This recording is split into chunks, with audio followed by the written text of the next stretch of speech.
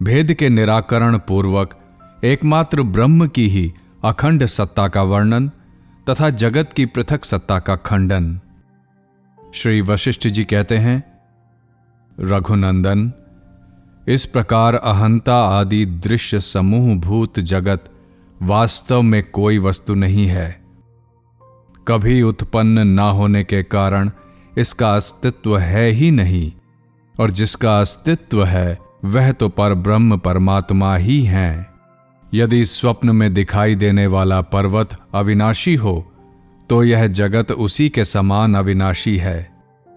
यदि स्वप्न में प्रतीत होने वाला नगर स्थिर हो तो उसी तरह यह जगत भी स्थिर है।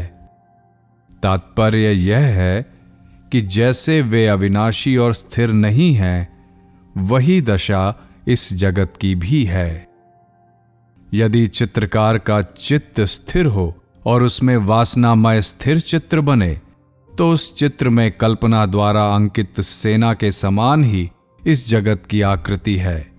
अर्थात जैसे उस चित्र में अंकित सेना अस्थिर एवं असत्य है, उसी तरह यह जगत भी है। आदि प्रजापति का भी जो स्वयंभू नाम से पहले पहल विख्यात हुआ, कोई कारण नहीं है, क्योंकि उसके पूर्व जन्म के कर्म शेष नहीं हैं।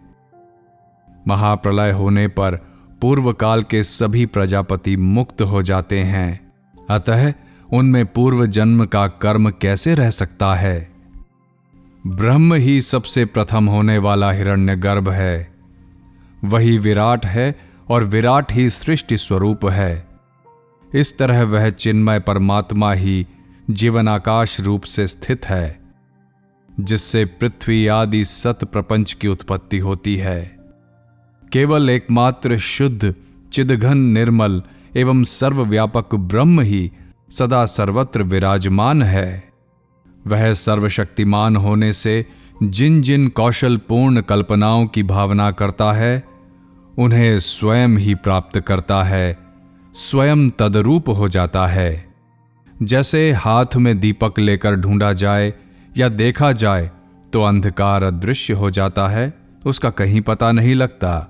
उसी प्रकार ज्ञान का प्रकाश छा जाने पर अज्ञान रूपी अंधकार का तत्व ज्ञात नहीं होता, उसका पता ही नहीं चलता। इसी प्रकार अखंड, व्यवधान शून्य, अनादि, अनंत तथा सर्वशक्तिमान जीवात्मा, जो कभी बाधित न होने वाले महाचैतन्य रूपी सारभूत अंश से रूपवान प्रतीत होता है, ब्रह्म ही है, उससे भिन्न नहीं है।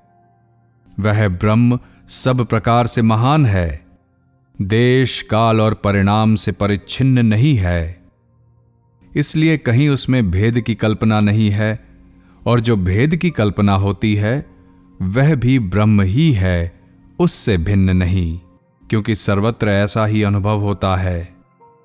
चेतन की जो ये आकाश से भी सूक्ष्म शक्ति सब ओर फैली है, वह स्वभाव से ही पहले इस अहंकार का दर्शन अनुसंधान करती है।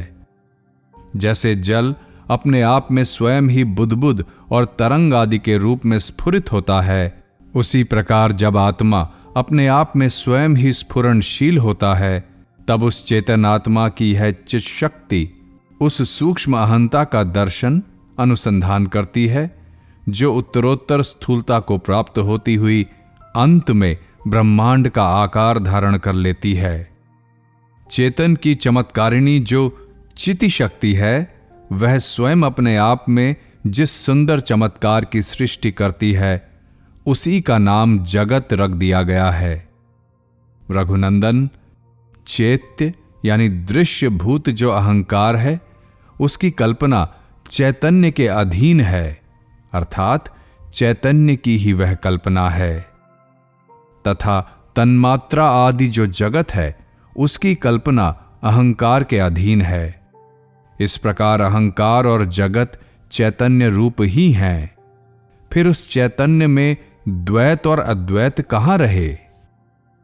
ईहा अर्थात मन की चेष्टा, संकल्प रूप जो सारा सूक्ष्म जगत है, वह शून्य ही है, तथा इंद्रिय और उनके अधिष्ठाता देवताओं का निवासभूत जो साकार एवं स्थूल विश्व है वह भी शून्य ही है, क्योंकि दोनों ही चैतन्य के चमत्कार रूप चैतन्य ही हैं, इसलिए वे चैतन्य से भिन्न नहीं हैं।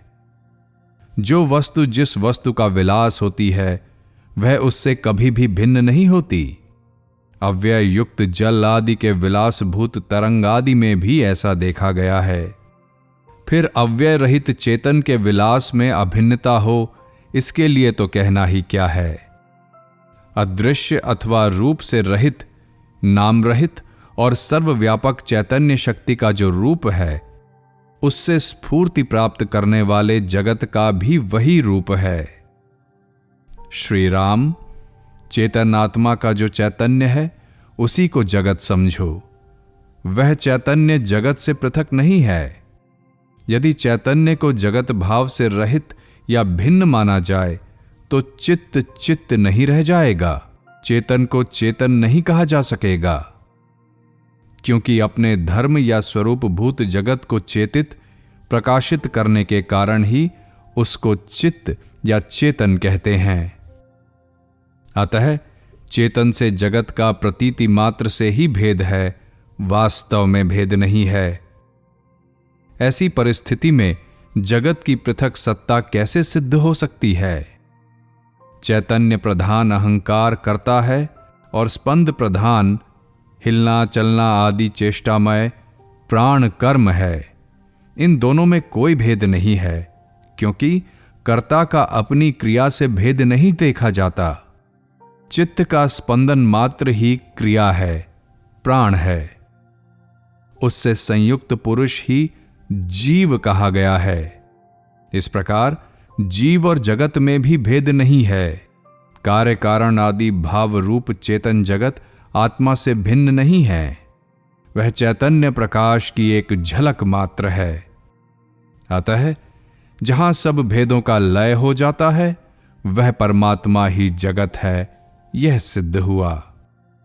इस प्रकार तत्व ज्ञान हो जाने पर यह निश्चय हो जाता है कि मैं आच्छेद्य हूं, अर्थात कोई शस्त्र मुझे काट नहीं सकता। मैं अदाह्य हूं, मुझे आग जला नहीं सकती।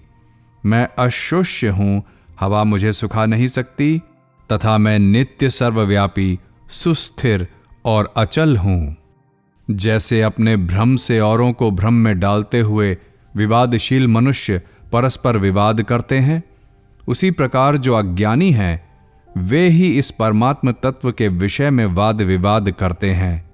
हम लोग तो भ्रम रहित हो गए हैं, अतः हमारे लिए विवाद का अवसर ही नहीं है। अज्ञानी लोगों ने जिसकी सत्ता को दृढ़तापूर्वक मान रखा है वह दृश्य जगत उनकी दृष्टि में मूर्त एवं सत्य है। अतः उन्हीं की भावना के अनुसार उसमें पृथक विकार आदि हो सकते हैं, परंतु आत्मज्ञानी की दृष्टि से जो निराकार असत्य एवं चिन्मय आकाश रूप हैं, उसमें आत्मा से पृथक विकार आदि की प्रतीति कैसे संभव है?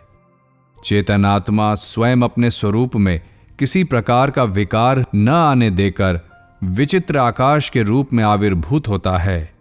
तत्पश्चात वह चेतन स्वयं ही आकाश जनित वायु होकर विलक्षण स्पंदन के साथ प्रकट होता है। इसके बाद चेतन स्वयं जल तत्व बनकर विचित्र विकास को प्राप्त होता है। वह जल धरती खोद कर निकाले गए कूप, तड़ाग आदि के जल से भिन्न होता है, क्योंकि पृथ्वी की सृष्टि से पहले उसका उस कूप आदि से संबंध होना संभव नहीं है। जल तत्व की सृष्टि के बाद वह चेतन स्वयं ही सुवर्ण रजत आदि विचित्र धातुओं से पूर्ण पृथ्वी तत्व को, देवता असुर एवं मनुष्य आदि के शरीर भाव को भी प्राप्त हुआ। सदा उदित रहने वाला चेतन रूपी चंद्रमा स्वयं ही अपने विचित्र रसोल्लास से युक्त चांदनी और महान चिन्मय प्रकाश बनकर प्रकट हुआ। अपने चैतन्य स्वरूप के ज्ञान के आलोक से दृश्य प्रपंच रूपी अज्ञान अंधकार के नष्ट हो जाने पर वह चेतन आत्मा रूपी चंद्रमा स्वयं ही पूर्णता को प्राप्त होकर उदित एवं प्रकाशित होता है और स्वयं ही जड़तावश स्थावर आदि पदार्थों में अहम भाव करने से सुषुप्ति अवस्था को प्राप्त होता है। चिन्मय महाकाश रूपी ब्रह्म स्वयं ही अविचार दशा में स्पंदनशील प्राण आदि में आत्मभाव की कल्पना करने पर स्पंदी अर्थात संसारी हो जाता है। फिर विचार करने से मैं चेतन ही हूं, इस प्रकार जब चैतन्य ज्ञान का उदय होता है तब वह पुनः पूर्ववत अपने स्वरूप भूत चैतन्य में ही प्रतिष्ठित होता है। यह जगत चेतन रूपी तेज का प्रकाश है। अतः ब्रह्म दृष्टि से तो यह ब्रह्म स्वरूप है, किंतु जगत दृष्टि से यह सर्वथा अस्तित्व शून्य है। जगत चेतन रूपी एकमात्र आकाश की शून्यता है। ब्रह्म रूप से यह सत है और जगत रूप से असत। जगत चेतन रूपी आलोक का महान रूप है। ब्रह्म दृष्टि से वह सत्य है और इससे भिन्न रूप में उसकी सत्ता का सर्वथा अभाव है। जगत चेतन रूपी वायु का स्पंदन मात्र है। यह जगन्मयी रेखा चेतन रूपी अग्नि की उष्णता है। यह जगत चेतन रूपी जल का द्रवत्व है, तरलता है। चेतन की सत्ता ही इस जगत की सत्ता है। जैसे आकाश में मल नहीं है, वह सर्वथा निर्मल है, उसी प्रकार चेतन परमात्मा में भेद और विकार आदि नहीं है, वह सर्वथा अखंड एवं निर्विकार है। इस प्रकार ये तीनों लोक सत आत्मा का स्वरूप भूत होने से सत है, अन्यथा इनका कोई अस्तित्व नहीं है। चिन्मय परमात्मा में अवयव और अवयवी इन दोनों शब्दों के अर्थ खरगोश के सींग की भांति असत हैं। संपूर्ण पदार्थ समूहों के अधिष्ठान भूत चेतन आकाशमय परमात्मा में इस भूत आकाश जनित वायु आदि जगत रूपी मल की प्रतीति होती है। परंतु जब असंग भूताकाश से ही उसके कार्यभूत वायु आदि का संबंध नहीं है, तब चेतन महाकाश स्वरूप परमात्मा में इस प्रपंच की सत्ता, असत्ता तथा तू मैं आदि भावों के संबंध कैसे हो सकते हैं? संसार में जितने कार्य हैं, उन सब के समस्त कारण समूहों का आदि कारण ब्रह्मा है। चित्र से उत्पन्न मनोरथ जनित सारे संकल्प विकल्प असत होते हैं।